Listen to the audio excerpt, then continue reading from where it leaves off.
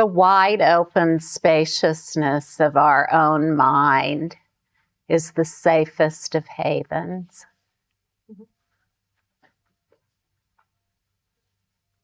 No matter what we may have learned, our mind is not a scary place. It's not like going into a bad neighborhood.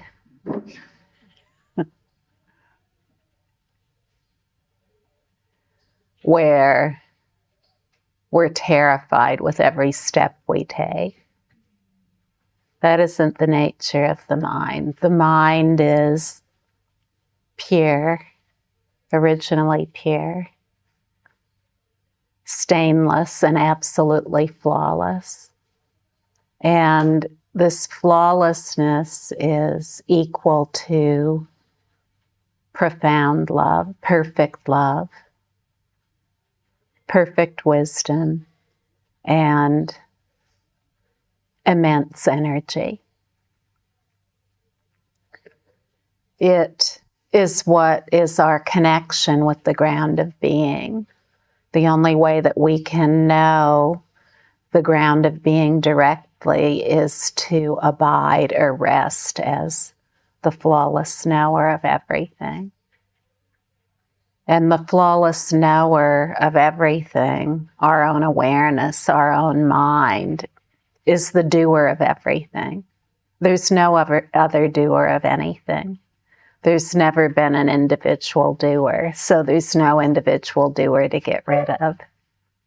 When we just rest as the basis of every thought, which is wide open, spacious awareness, then it becomes very clear to us that there only is awareness, and that it is that awareness that is indeed the basic space of everything. It's the only thing that is. We can never think ourselves into that. It's impossible. The more we try to think about it, the farther we are away from knowing ourselves as we are, because there's nothing to think about. It's just like in the words said here, there's nothing to understand. There's nothing to understand. Just relax into what is right here, what is so obvious right here, and in that, it is known how to rest. It is absolutely known how to rest. And that isn't an abstraction. So it isn't like a nether world that's kind of void and impartial and neutral. It isn't like that at all. Another phrase would be to just rest as love. Just rest as love. And if you don't even know what love is, then maybe think of someone you love and you might feel a little spark of love within you, and then you know what to rest as. After all the love's in you, even though you're thinking about someone else, it's this love that connects us with everyone and everything. It's this love in which there is no separation. And it's this love that is a haven of complete and immense safety and comfort. It's what we can rely on for absolute safety and comfort. From the beginning of our lives, we look for safety and comfort. We look for safety and comfort everywhere. We look for it in the home we were born into, and then when we start to have thoughts and emotions, we look for safety and comfort in our thoughts and emotions. And usually we are very ambivalent. In other words, we have mixed feelings about our thoughts and emotions. We don't really know what's going on there. We can really never pin down a place of safety there. And in most of our homes, our birthplace, our caregivers that we live with, we can't really find safety or comfort there that we can count on either. So pretty soon we start to look to other places for safety and comfort, like our toys.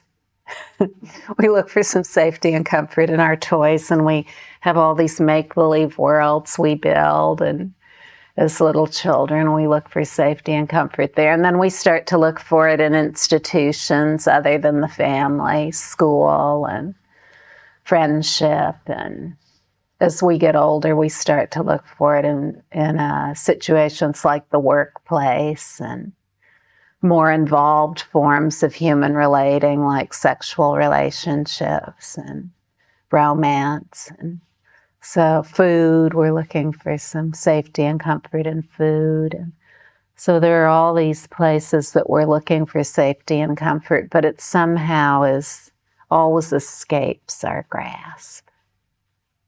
It's never quite there. Then we think, education. That's where I'll find safety and comfort. I'll find some safety and comfort through learning. And we learn and we learn and we learn, and we have all kinds of thoughts that are stirring around, but we can't find safety and comfort there either. No matter where we look, unless we know that there is this underlying basis that is the utterly safe haven of complete rest, we just cannot find a safe haven anywhere. And then, but we never give up hope. Have you noticed that? We're going to find just the right place to be safe and comfortable. We're going to find that place, and we're sure we can find it. And most of us never give up unless we get too old and bitter. Or maybe young and bitter. I don't know, maybe they're young and bitter people too.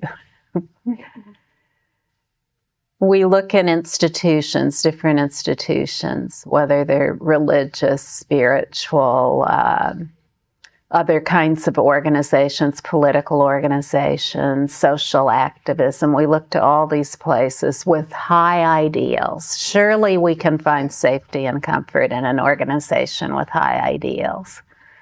But most of the time we go into organizations like that, we're very hopeful at the beginning, but sooner or later our hopes are dashed. And again, we must resort to ourselves. So, that's the only thing that we can resort to, the very nature of our own being. In that which is the basis of everything, there is absolute safety and absolute love. So whatever we're looking for anywhere else, it exists within us. And it's only by resting as that repeatedly over and over again that we gain familiarity with it, and we find that safety and comfort that we've always been looking for. Now, as more of us as human beings do that, then we can form organizations that really are a safe place to be.